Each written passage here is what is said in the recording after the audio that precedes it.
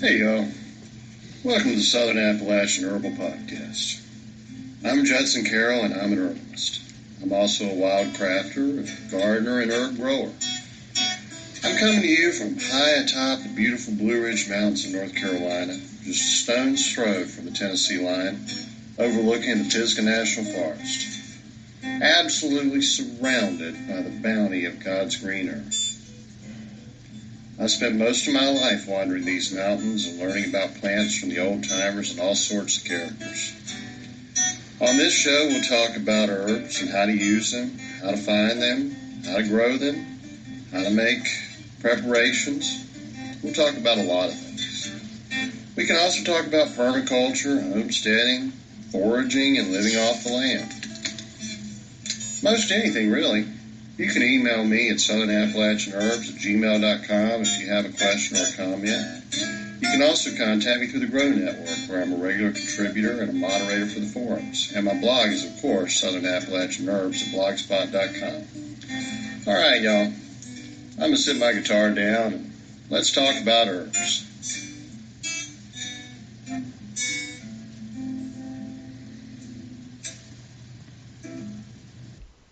Hey y'all, welcome to this week's show.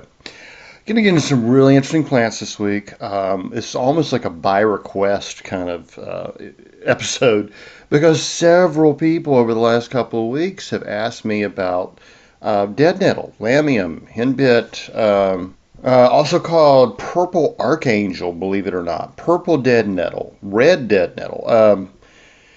Yeah, getting a lot of questions about this.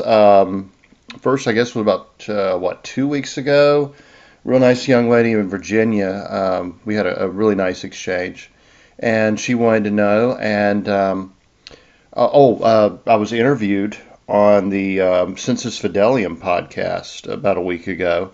And he was really interested in this plant. And, it's really, it's, well, somewhat to be expected because this is spring. And that's one of the first plants that really comes out. It's like a beautiful ground cover over most of North Carolina. I mean, the fields are just purple. And you'll have it in your backyard. You'll have it in your front yard. Hopefully you don't spray it because it's a very useful medicinal and edible plant. So we'll talk a good bit about Lamium. Really one of my favorite plants. I encourage it to grow in my yard. The other one we're going to talk about is one of my all-time favorites, and I've done a whole show on its medicinal properties. This time I'm going to be talking about its edible properties, and it's American Calamus. Now, the European and Asian calamuses have long historic use, but now they say, the so-called experts say that European calamus may be slightly carcinogenic. Somehow, for the last, million years or so, the residents of Europe have eaten calamus quite regularly and didn't get cancer. But just like sassafras here in America and comfrey, and I don't even know if there are others, but those are the first three that come to mind. Suddenly our government says calamus can cause cancer. Well, the good thing for us, or at least for me and for those of y'all who live in North America, probably South America too, really. Our native calamus has no carcinogenic properties that have at least been found in research, and they've researched the heck out of it. So I'm going to say I think calamus is safe to eat within reason. Okay. Here's the thing about calamus. If you eat a lot of the root, you may have hallucinations. Doesn't seem to happen to everybody. In ancient Rome, they used to chew calamus to help them march longer distances. It has some really unique medicinal properties. It helps stop diarrhea. It helps stop any kind of internal spasmodic activity. So it's good for menstrual cramps and such. Good bitter, good for the digestion, good for the lungs. It's got some anti-asthmatic properties. It's really good to help concentration, and that's why it was so good. I guess I would say concentration and, I don't even know, maybe distraction. Calamus helps mental endurance, whether you're on a long march, you're chopping wood, I used to use it that way, or to focus your mind like before taking a test. I used it all the time when I was in college. It's really good. It just clears the thought and seems to help time pass a little more quickly and make it a little more pleasant. You don't get as tired as quickly. But if you were to eat a large amount of calamus, I've never done this, so I can't tell you from experience, but it could actually make you quite sick. And by a large amount, I mean, at least an ounce, and we're talking more of the fresh root. It's not the dried form, not as best I can tell. I found no documented evidence that the dried form has any toxicity whatsoever. But the fresh root, one person wrote online, they ate enough purposefully to try to have the hallucinatory effect from it, and said it was one of the most terrifying experiences of their life. So apparently, when you eat way too much of the fresh root, not only do you start seeing things, but you have agitation, anxiety, and it instills sort of a sense of fear. So, not a plant to be used in large quantities in its fresh form. But the American calamus especially is very good dried. Dried calamus has a uniquely spicy quality. It's kind of like black pepper, almost like a bitter ginger.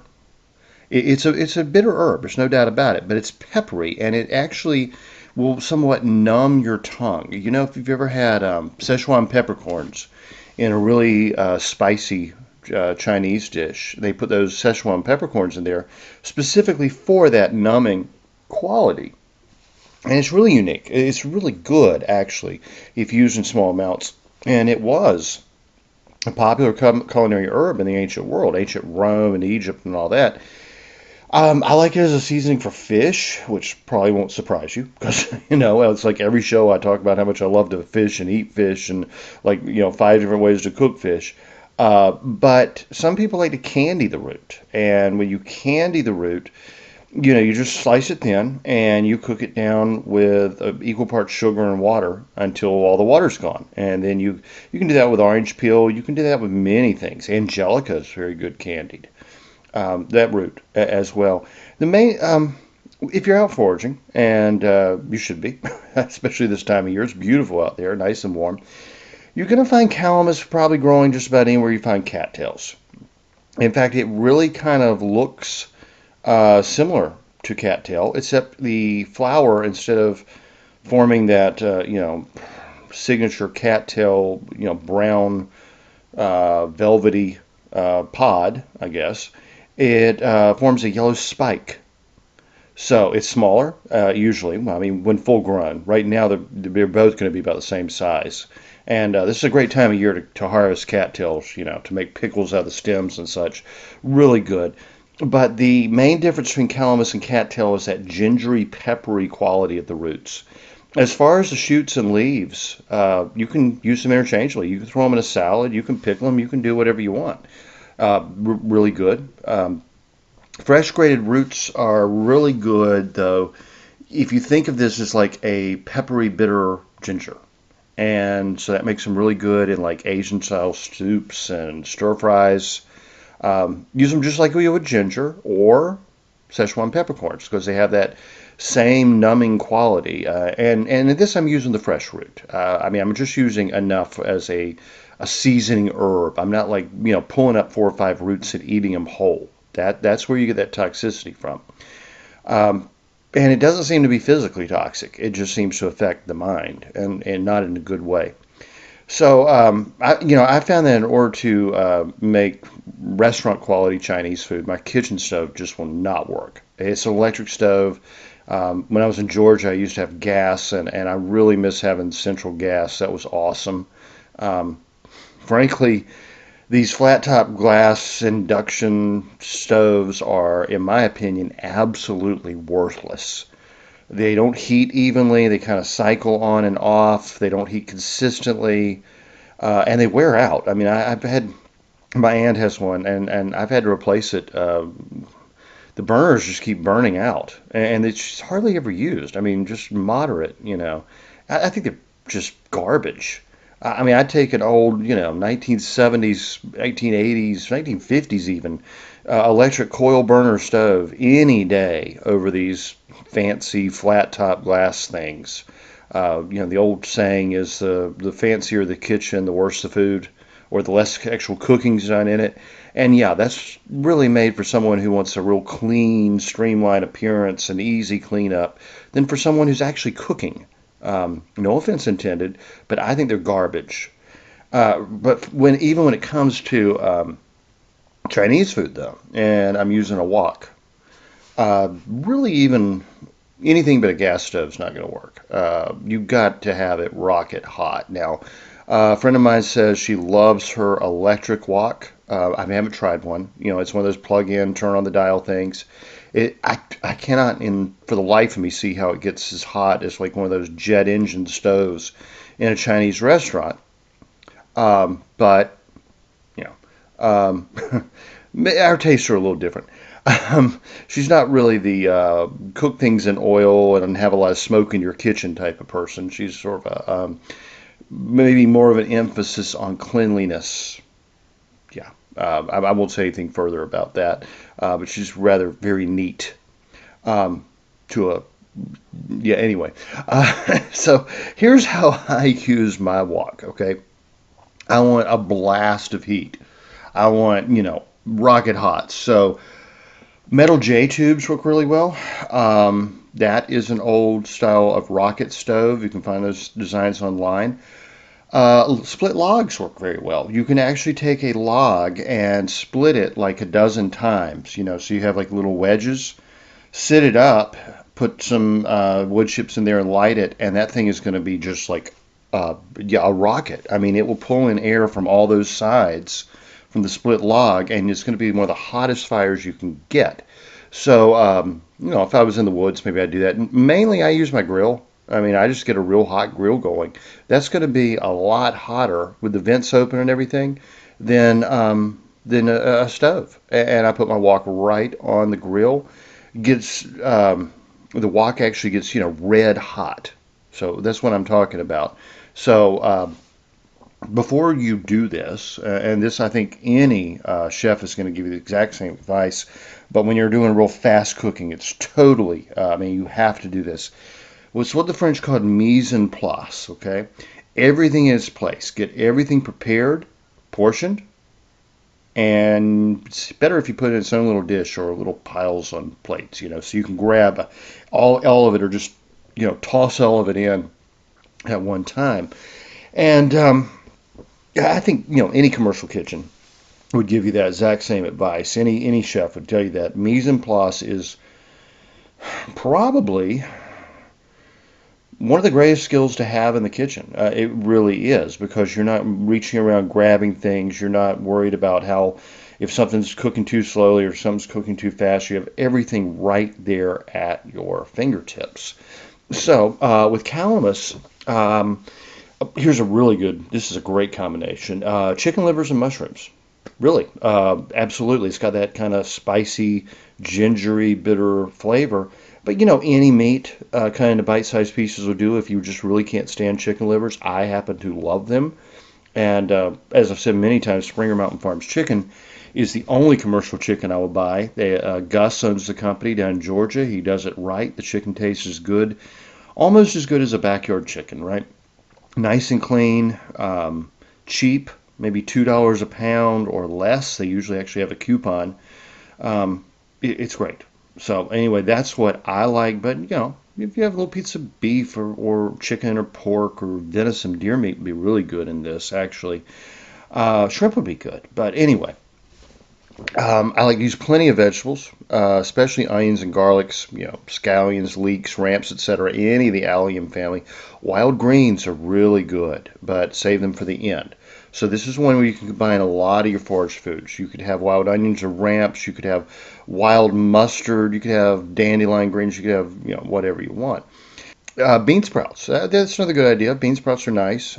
Save those almost to the end. You want to cook them a little bit more. Really, those canned vegetables you might find on the Asian aisle in the grocery store, like those little corn cobs. I just love those things. Water chestnuts, bamboo shoots. That's raid the garden. Get anything fresh in season. I mean, you definitely grab some carrots, broccoli, celery. I mean, anything coming in can absolutely go into this. And for flavor, you're going to want some sesame oil. Sesame oil, again, save that more for the end. You don't want it to just burn off. Some chicken stock, but really any stock you could use beef stock, you could use a game stock. You could use a fish stock. Maybe if you were doing shrimp or something, that would be good. Definitely some dried hot peppers or fresh hot peppers. Dark mushroom soy sauce is always my preference. But any good quality soy sauce is good. I just love dark mushroom soy sauce.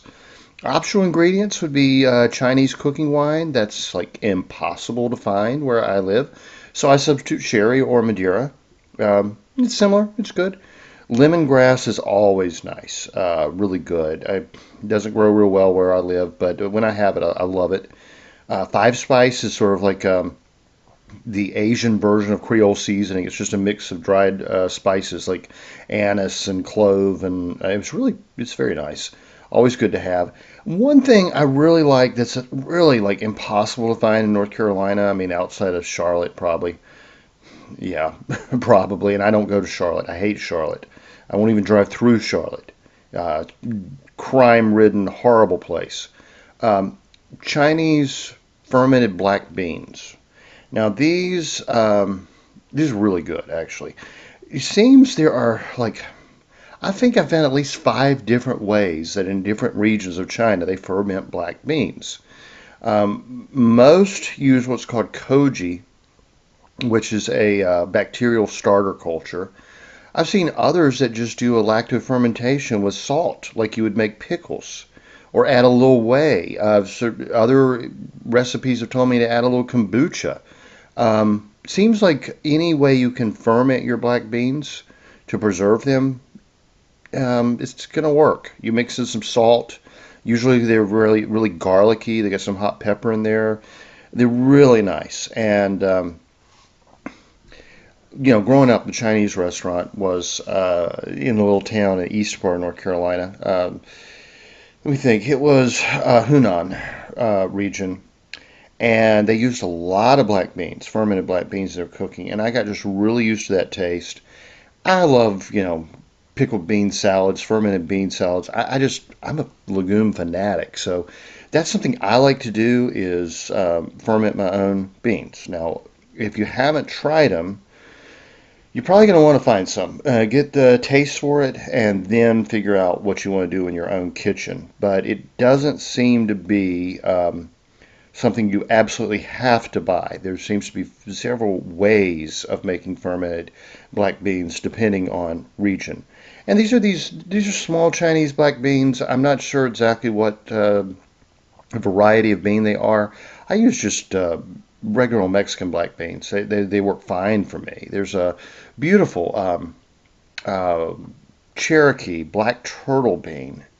Honestly, if I could grow enough of those, that'd probably be my preference. That's a really nice tasting, good textured, and very pretty bean. It has a purplish tinge to the black, and they always say we eat first with our eyes. Now, I mean, I don't always think that way. And frankly, most of your best Chinese dishes look like a big plate of vomit, really, when you think about it. But, I'm just being honest. They taste better than anything. So I don't pay a whole lot of attention to plating. But if I was serving someone else, you don't want to arrange things so it looks nice and makes it edible. So, seriously, you may think that was a little extreme statement, but I mean, come on, what is that?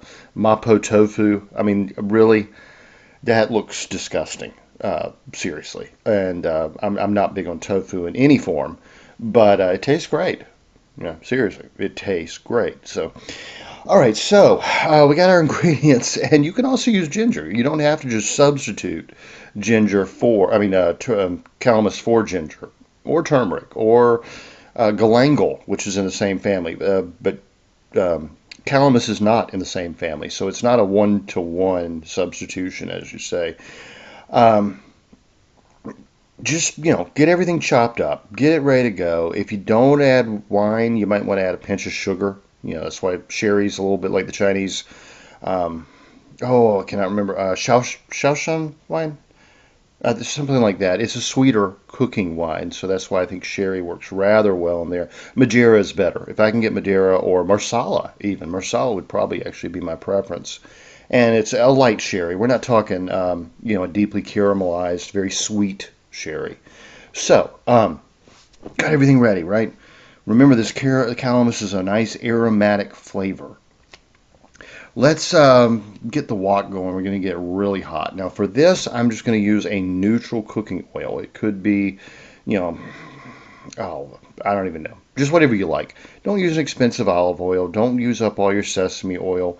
Just whatever you like to cook with. Peanut oil is really the go-to in Asian restaurants. That's what they prefer to use. No, I don't really have a preference as far as that cooking oil because you're going to put it on the pan. It's going to almost like smoke off immediately as you toss your vegetables in there and saute them. And what I mean by that, you're a stir fry. You're just going to keep tossing them in the pot. Don't use a spoon. Don't use a fork. Just take the sides of the wok and make them jump in there. So first thing I'm going to toss in that pan after the oil is going to be the meat and mushrooms. And I'm going to brown it up real well.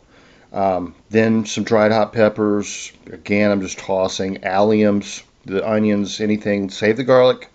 You don't want to burn your garlic. If you're using garlic, I would wait till the last, maybe halfway through to add the garlic. Just be sure you don't burn your garlic. Other onions and such, they're not anywhere near as volatile, I guess I would say, as the garlic. Um, Add all in the other veggies. Toss them. Throw in at that point some chicken stock. They're going to saute and steam essentially at the same time. It's a fast Asian method of my regular old steam saute method, right? Add herbs and spices, whatever you like. A little wine and soy sauce. Taste it, adjust the seasoning, salt and pepper, of course. I didn't mention that, but taste and adjust the seasoning. Serve with rice or rice noodles. And I love rice noodles, by the way.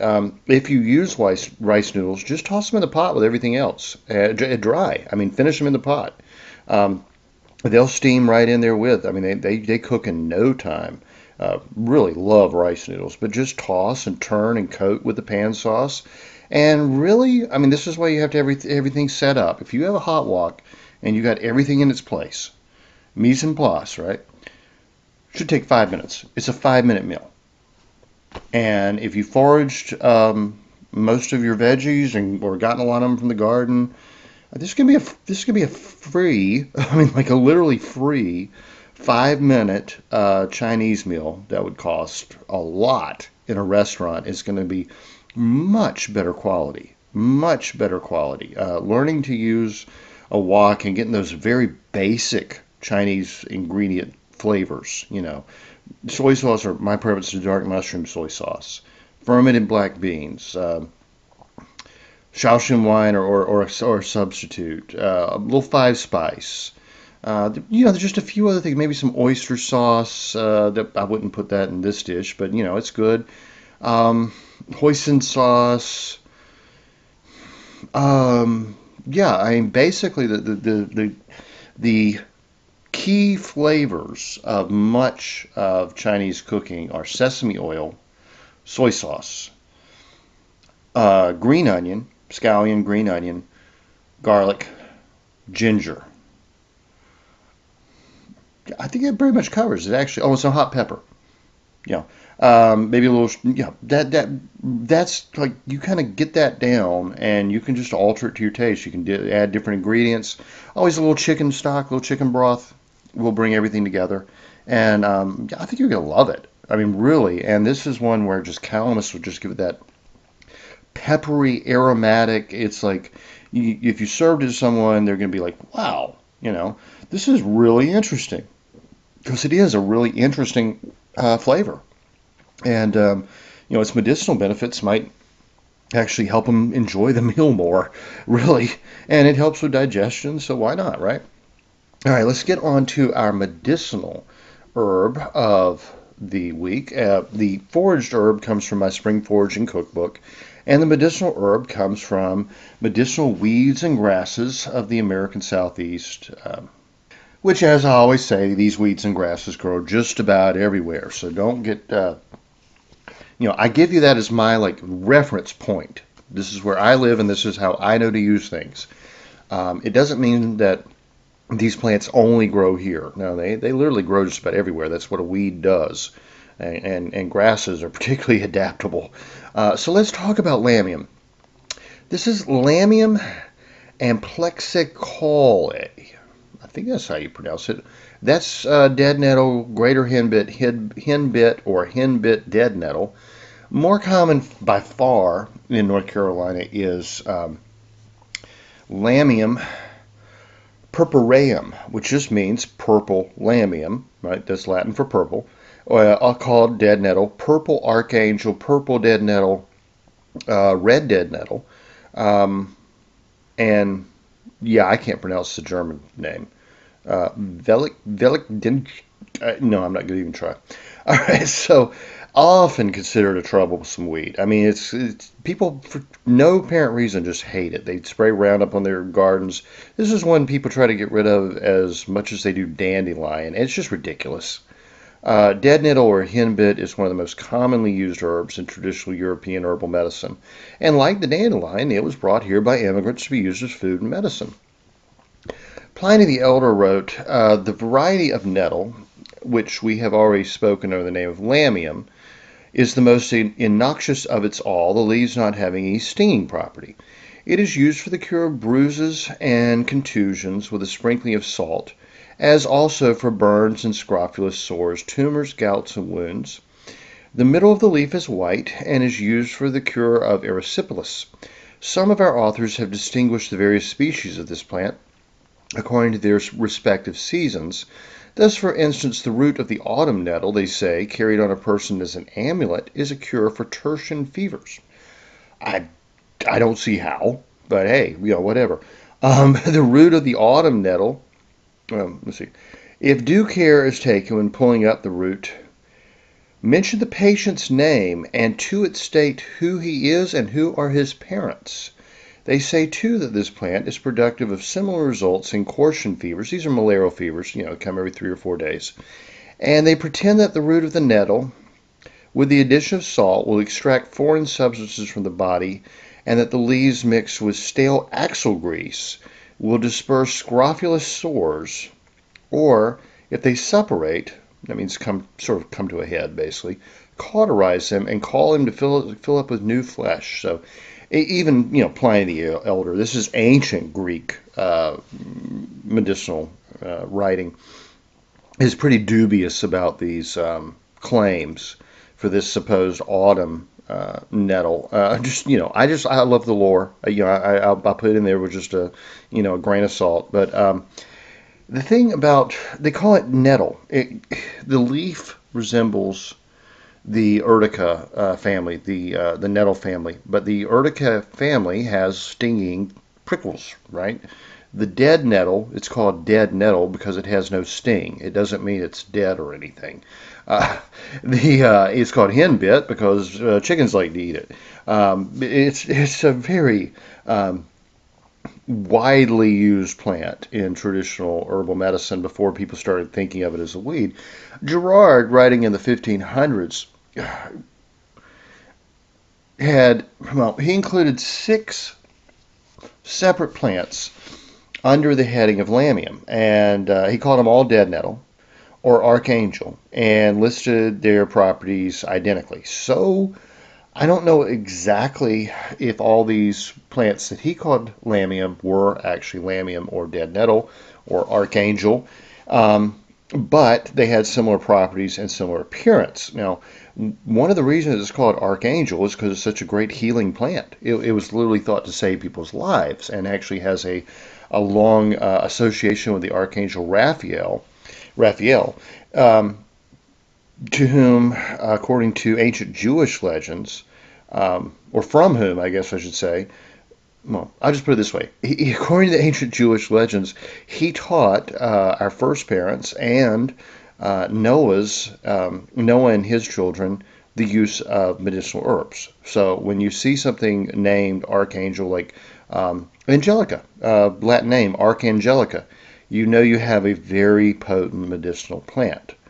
One actually named after the archangel, patron saint of herbal medicine. So he says of archangel, or rather hedge nettle, as he said, stamped with vinegar, that means pounded up with vinegar, and applied in the manner of a poultice, taketh away winds and hard swellings. There's sores and swellings. The king's evil, that's the scrofula, that's really inflamed kernels. Well, here he says, inflammation of the kernels under the ears and jaws. It's actually glands that become infected. And also hot, fiery inflammations of the kernels of the neck, armholes, and flanks. Again, infected glands in the necks, armpits, and sides. The flanks means actually sides. He said it is good to bathe those parts with a decoction of it, as Dioscorides and Pliny say. The latter physician, latter would be, I guess, Pliny, thinks that the white flowers of archangel do stay the whites, it's vaginal discharge, and for the same purpose, diverse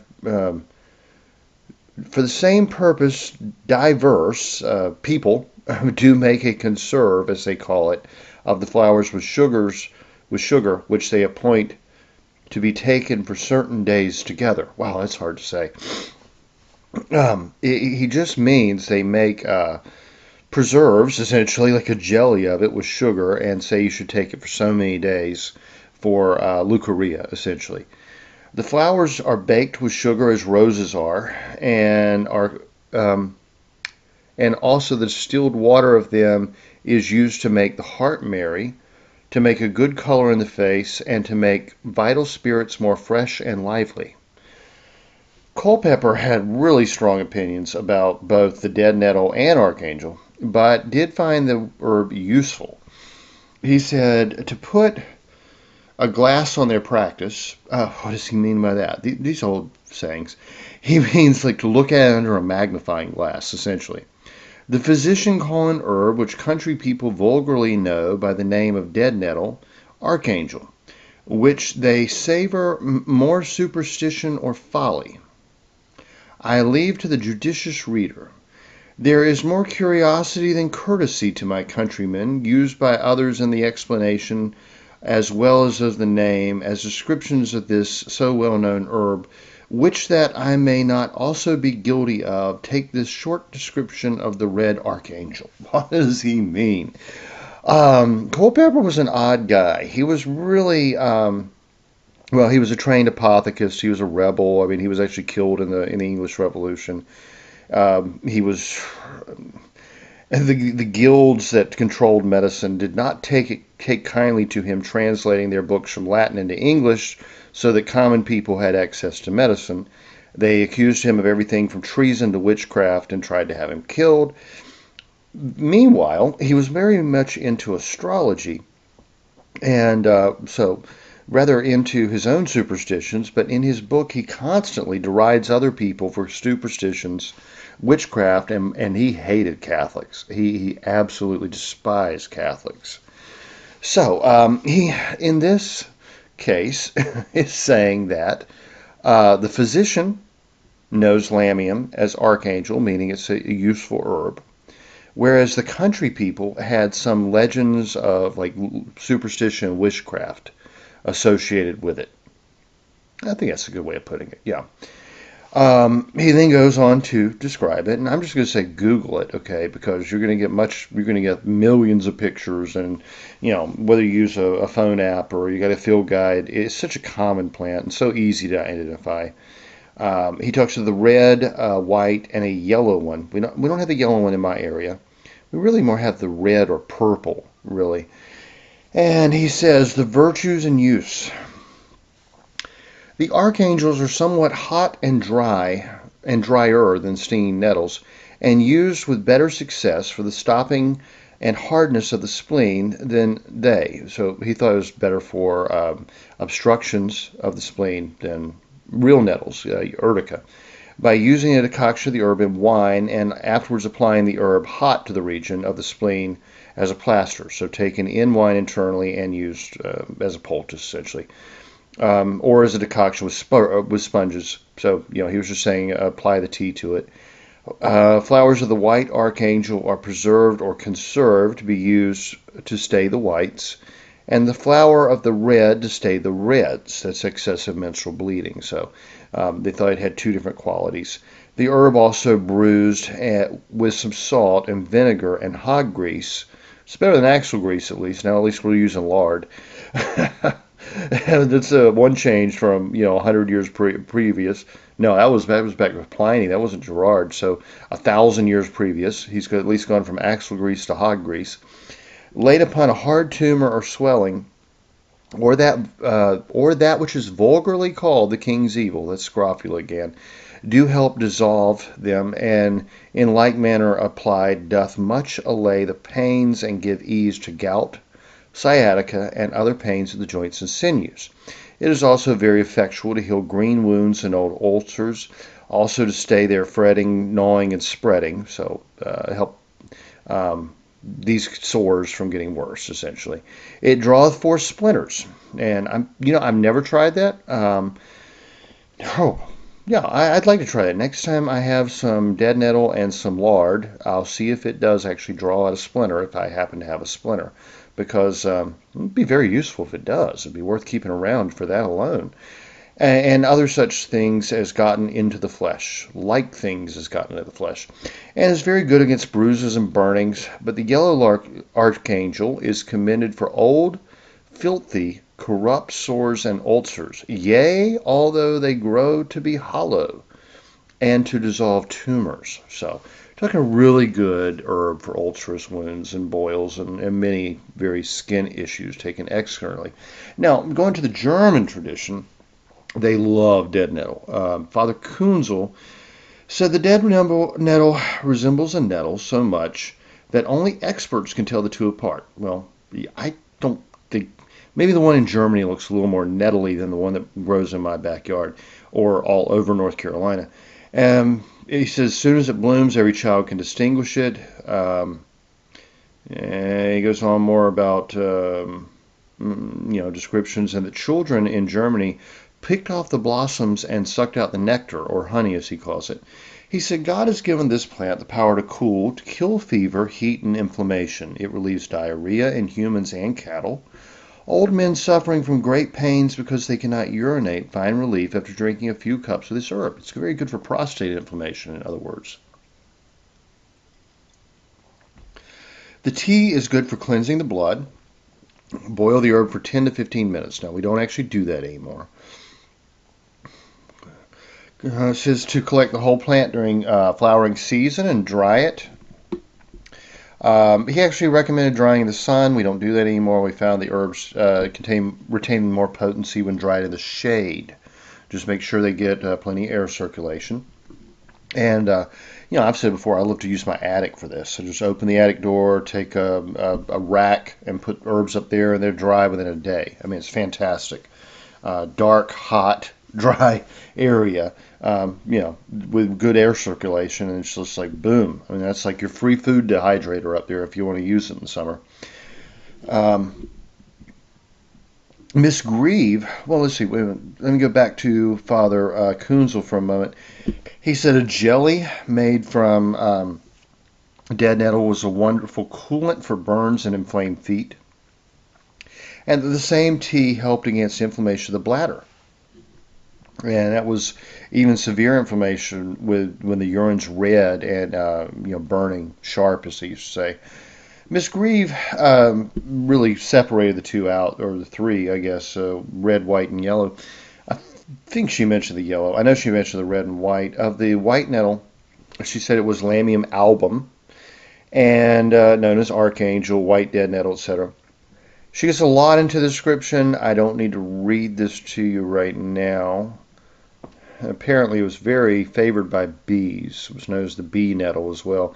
A little bit of lore. I don't think we need to get into that so much, but the purple Lamium purpureum, we've already discussed that. Purple Archangel again. And this is the one that grows more around where I live. It says it has white, It says it has heart or kidney-shaped leaves. Um, yeah, kind of.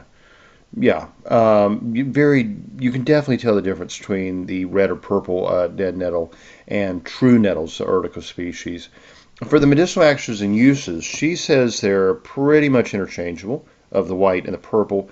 She says the herbs and flower, either fresh or dried, to be used to make a decoction for checking any kind of hemorrhage. So stop bleeding, internal bleeding, menstrual as well as from an injury. The leaves are used to staunch wounds when bruised and outwardly applied. The dried herb is made into a tea and sweetened with honey and promotes the perspiration and acts on the kidneys, being useful in cases of chill. Um, and Linnaeus, she says, that he was a botanist, noted that it was a popular food, a pot herb in Sweden, and it's a very good wild edible. We'll get into Lamium as a wild edible soon, soon. As far as the henbit, that's Lamium and Plexiquale. I don't know. Henbit's very common in my region as well, and she said it looks a lot like the purple dead nettle, and I use them interchangeably, and I don't find any difference.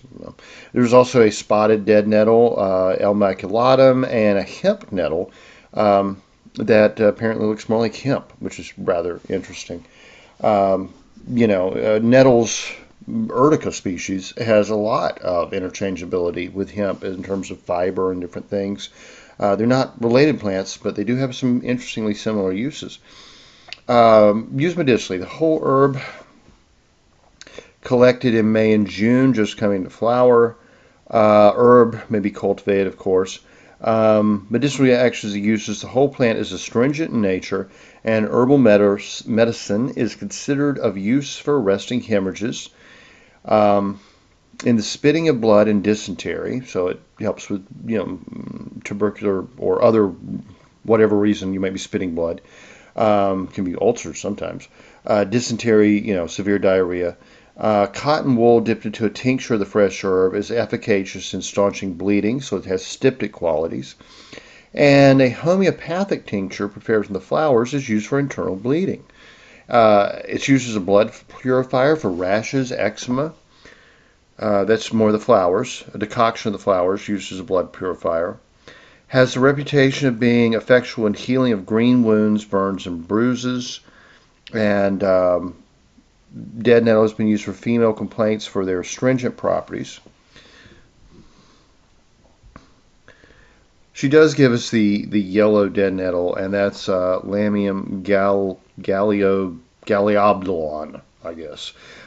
Closely allied yellow. The yellow is closely allied to the purple. So, pretty similar properties. In Ireland, they like the white one a lot, and the red and the purple. And see, I think the red and purple are probably the same thing, but they actually separated them out into Lamium rubrum and Lamium purpureum. But John Keogh tells us that the white Lamium, this herb can be recommended for all swellings and is also good against convulsions. Red archangel, this is especially good to prevent excess menstrual bleeding, and indeed is good against all inward bleedings. When outwardly applied, it is also serviceable to cure wounds and inflammations, and when compounded with salt, it cures hard winds, the swellings. Brother Aloysius said, let's see, I don't think I said the purple. So in Ireland, it was used for swellings and convulsions. Brother Aloysius, returning to the German folk medicine tradition, he said of the purple, used for renal colic, burns, old sores, gangrene, ulcers, scrofulous tumors, and piles. And of the white, he said it was astringent, used for leukorrhea, diarrhea, heavy bleeding, swelling, bleeding ulcers, excessive mucus, and scrofulous tumors. Well, more modernly, in the German tradition, we can turn to Maria Treben, who was a very big fan of this common weed, as we call it here in America. She said of the yellow dead nettle and the white dead nettle, they were valuable medicinal herbs. The latter flowers from May to almost December. So, wow, I didn't know the white went that far. Found as a common weed. Yep, we know that. She said, a tea is beneficial in abdominal and menstrual complaints. If 2 cups are sipped during the day, it cleanses the blood and is an effective remedy for sleeplessness and for diverse female troubles. So diverse, that's real clear. All right, people suffering from continual abdominal complaints and young girls should value this tea. So probably helps bring on menstruation in young girls. Yeah, when it can be very painful in their early teens or mid-teens. You know how that goes. The leaves and flowers of the yellow dead nettle are used for similar complaints, but especially for scanty or burning urine, bladder trouble, serious kidney disorders, and fluid retention of the heart. Wow. The flowers are used for digestive trouble, scrofula, and skin rashes, and 1 cup of the tea is drunk during the morning. For ulcers and varicose veins, compresses are made from the infusion and are beneficial. So a tea, essentially, of dead nettles, even good for varicose veins, used externally. Yellow dead nettle can be recommended for bladder malfunction with older people, as well as for chill in the bladder and nephritis. A sitz bath and the decoction added is very soothing. It's interesting because, that corresponds with the old doctor's signatures, which Culpeper loved. Anything yellow would correspond to liver and kidneys, obviously, bile and urine, right? So, let's see. We'll go to modern source of plants for future medicinal use of henbit. He just says henbit. He doesn't even bother to, or they don't even bother to sort it out. The plant is anti-rheumatic, diaphoretic, expectorant, febrifuge, laxative, and stimulant. Oh boy, I guess I need to define some terms. Anti-rheumatic means it helps with arthritis. Not always necessarily rheumatoid arthritis, but swelling of the joints. Diaphoretic means it helps with fevers. Excitant. It just stirs you up. I don't know. Excitant. Febrifuge also helps with fevers. And laxative, and stimulant. I'm going to say excitant and stimulant are the same thing. And I think in this case, you're talking more stimulating digestion and maybe perhaps its blood cleansing qualities. It certainly isn't an amphetamine or anything like that. But then they also say of red dead nettle. The whole plant is astringent, diaphoretic, diuretic, purgative, and styptic. Astringent tightens tissue. Diaphoretic, again, we're talking fevers. Diuretic takes off excessive fluids. Purgative, purgative means it can help purge the system. Let's just put it that way. And styptic means it can help stop bleeding. A decoction of the plant is particularly useful for checking any kind of hemorrhage, whilst the fresh bruised leaves can be applied to external cuts and wounds. And yes, I'm always happy when I get to use the word whilst. So we got to the end of this one, and I finally ran across a good old-fashioned whilst. Y'all, that's going to wrap this one up. This is one of my favorite herbs, and, I love spring foraging. That's why I wrote a whole book on it. And this time the fields really should be full of henbit, dead nettle, spring cress or winter cress. Definitely, just another one's on the tip of my tongue. Certainly wild mustard. It's a great time, a really great. Dandelions are coming up, I know, and the wild onions are rampant right now. This is really the best time for collecting your wild alliums. It's just a great time to get out and just stroll around an old pasture, an old field, take a hike through the hills, a bike ride. And, see if you can bring home some good spring greens, fiddlehead ferns, wild asparagus. Like I said, I got a whole book on it. So it's a fun time to be someone who enjoys being outdoors and cooking. Always one of my favorite times of year. After a long winter and then that, muddy, rainy, icy early spring when things start really coming out. And, yeah, it's nice. I love it. So get out there and enjoy it. And remember, most edible plants are also medicinal, and many medicinal plants are also edible, but not all. Be careful. Don't eat the wrong thing. All right, y'all. Have a good one, and I'll talk to you next time. The information in this podcast is not intended to diagnose or treat any disease or condition. Nothing I say or write has been evaluated or approved by the FDA. I'm not a doctor. The U.S. government does not recognize the practice of herbal medicine, and there is no governing body regulating herbalists. Therefore, I'm really just a guy who studies herbs. I'm not offering any advice. I won't even claim that anything I write or say is accurate or true. I can tell you what herbs have been traditionally used for. I can tell you my own experience and if I believe an herb has helped me. I cannot nor would I tell you to do the same. If you use an herb anyone recommends, you are treating yourself. You take full responsibility for your health. Humans are individuals and no two are identical. What works for me may not work for you. You may have an allergy, a sensitivity, an underlying condition that no one else even shares and you don't even know about. Be careful with your health.